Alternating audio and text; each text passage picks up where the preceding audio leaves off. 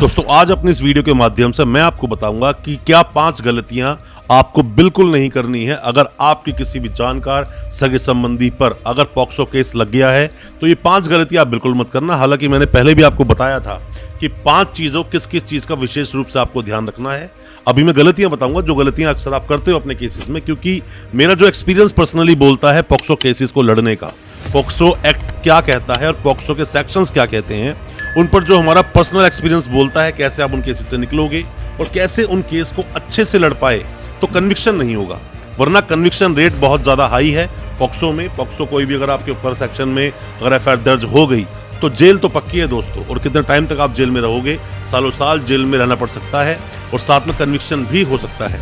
Protection of children from sexual offences जो ये act है 2012 का, 2012 में ये एक्ट आया, 19 में अमेंडमेंट आया, 19 के बाद और ज्यादा सख्त बना दिया गया इस कानून को दोस्तों।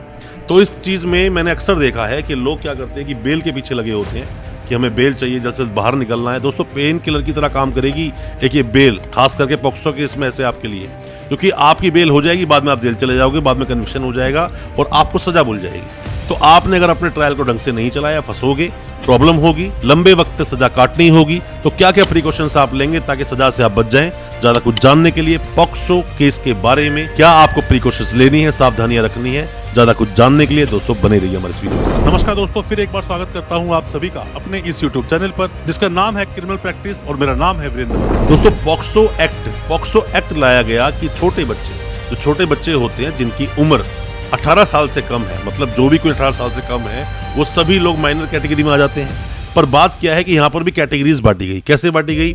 0 से 12, 12 से 16 और 16 से 18। अब बात दोस्तों क्या होती है कि अगर किसी भी तरह से बच्चों के साथ में कोई भी अगर सेक्सुअल असॉल्ट होता है, किसी भी तरह से अगर कोई छेड़खानी भी होती है या पेनिट्रेटिव सेक्स का मामला होता है तो ऐसे सभी मामलों को डाला गया पॉक्सो में। अगर किसी भी बच्चे को लेकर कोई कंप्लेंट आती है किसी भी व्यक्ति के अगेंस्ट जो एक्यूज बनने वाला है, फिर चाहे वो लड़का है या लड़की है जो 18 साल से कम है, उसको पॉक्सो में बुक कर दिया जाएगा। अब मान लीजिए पॉक्सो के तहत एफआईआर कट गई, तो दोस्तों एफआईआर तो कट गई और वकीलों के लिए जानना बहुत जरूरी है और साथ ही नए लॉ स्टूडेंट्स के लिए जानना बहुत जरूरी है कि पॉक्सो की जब एफआईआर कटती है तो जो विक्टिम है उसका नाम डिस्क्लोज नहीं किया जाता।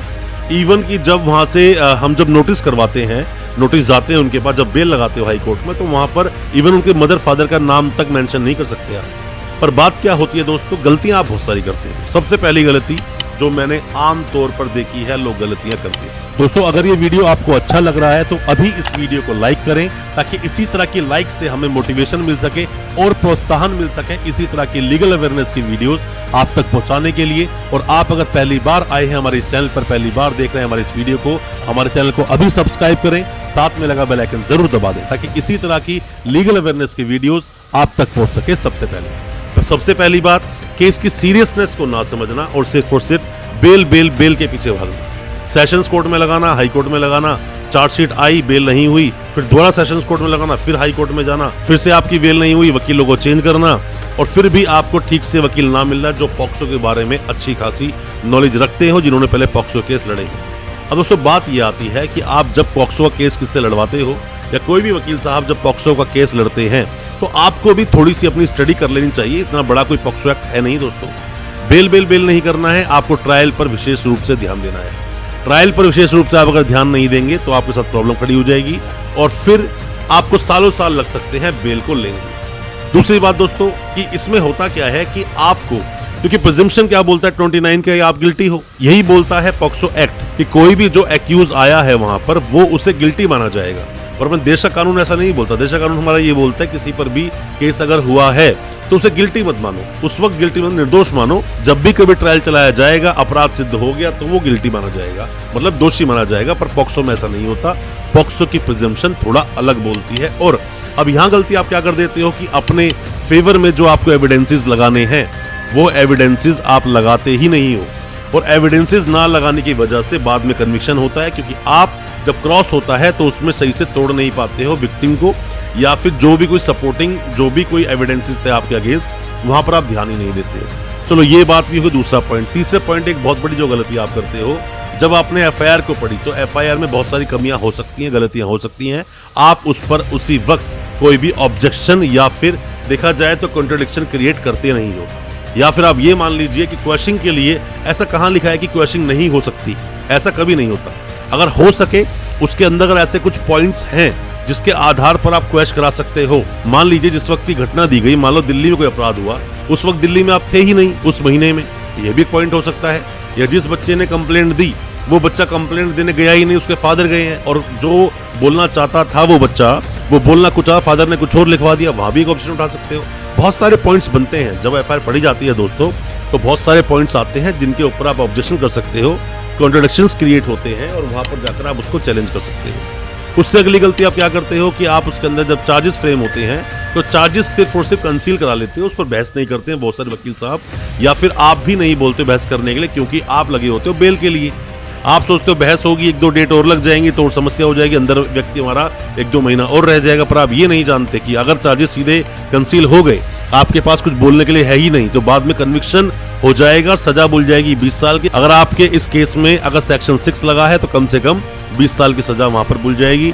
आप इसका ध्यान बिल्कुल देते नहीं हैं। और भी जो गलती होती है कि जब भी कोई व्यक्ति, और प्रिकॉशन जो लेनी आपको चाहिए, जब भी कोई व्यक्ति, कोई भी एक्यूज जिस पर पॉक्सो केस लगा, वो जब जेल जाता है, वो कोई व्यक्ति तो जेल जाता है, बेल होती है, वापस आता है तो आने के बाद वो अपने केस पर ध्यान नहीं देता, वो बस पर डेट वाइज वकील साहब को कर लेता है, जाता है आता है, बस केस को चलने देता है, केस पर ध्यान देता नहीं है, जो कि बहुत ज्यादा आपके लिए प्रॉब्लम क्रिएट कर सकता है। और आपका केस अगर अच्छे से नहीं चला, जैसा मैंने आपको बताया, प्रिजम्पशन है, प्रिजम्पशन ऑफ गिल्टी, आपको गिल्टी माना जाएगा, आपको अपने एविडेंसेस खुद जुटाने होंगे क्योंकि ऐसे में एविडेंस आपको देने हैं, ना कि एविडेंस देने स्टेट को। यहाँ पर आप प्रूव करोगे कि आपने वो अपराध नहीं किया। आप जेल से अगर बाहर आए हो तो अपने केस पर अच्छे से ध्यान दें, और ध्यान देने के बाद आपको कोशिश करनी चाहिए और भी कैसे आप इस केस से निकल पाएंगे। मेरी एडवाइस दोस्तों आप सभी को ये है कि पॉक्सो केस को हल्के में तो आप बिल्कुल ना लें, वरना आपके साथ बहुत बड़ी समस्या खड़ी हो सकती है। एक और गलतियां जो आप सभी लोग दोस्तों करते हैं, 5वीं गलती मैं आपको बताना चाहूंगा कि कॉमन गलती है, कॉमन गलती जो अक्सर देखने को मिलती है। अंदर जब कोई व्यक्ति जाता है, कोई भी अरेस्ट है, वो जेल में गया, तो अंदर जो लोग बैठे हैं वो अधूरा ज्ञान देते हैं आपको, अधूरा ज्ञान देते हैं। उस अधूरे ज्ञान से आप अपने वकील साहब से बहस करते हो, जबकि उसके फैक्ट्स को समझने की कोशिश नहीं करते। या फिर जो जजमेंट्स आते हैं, जजमेंट्स बिल्कुल एक्यूरेट आपके केस से रिलेट नहीं करते हैं, बट आप उसी जजमेंट को पकड़कर बैठ जाते हैं कि इसी जजमेंट के आधार पर मैं अपनी एफआईआर क्वेश करा लूंगा, या मैं कन्विक्शन फ्री हो जाऊंगा, या फिर मैं केस को जीत जाऊंगा, या फिर मैं बेल ले लूंगा। दोस्तों ऐसा नहीं होता, सभी केस के फैक्ट्स अलग अलग होते हैं। अगर आपका फैक्ट बहुत हद तक मिलता है किसी भी एक ऐसी जजमेंट से, किसी भी एक ऐसे ऑर्डर से, जजमेंट जो आया सुप्रीम कोर्ट या कोई भी गाइडलाइंस आई हैं जो फॉलो करनी चाहिए थी, अगर मिलता है तो उसका बेनिफिट जरूर लें, बट अधूरे ज्ञान से अपने केस को ना तो लड़े और ना अधूरे ज्ञान से अपने केस को लड़वाएं, वरना तो जेल में आपको सालों साल बीत सकते हैं और जल्दी से बेल होगी नहीं। मेरा मानना है कि जो मैं आपको बातें समझा रहा हूँ वो आप तक पहुंची होंगी, आपको समझ आई होगी। पॉक्सो केस को लेकर कोई भी किसी भी तरह की सलाह आप चाहते हैं, जानकारी चाहते हैं, कोई एडवाइस हमसे चाहते हैं, तो हमें व्हाट्सएप भी कर सकते हैं और आप कमेंट बॉक्स में कमेंट भी कर सकते हैं, हम आपको रिप्लाई जरूर करेंगे। आपका कोई भी जानकर सगा संबंधी अगर जेल में है तो हो सकता है उसको निकलवाने हम आपकी कोई मदद कर सकें।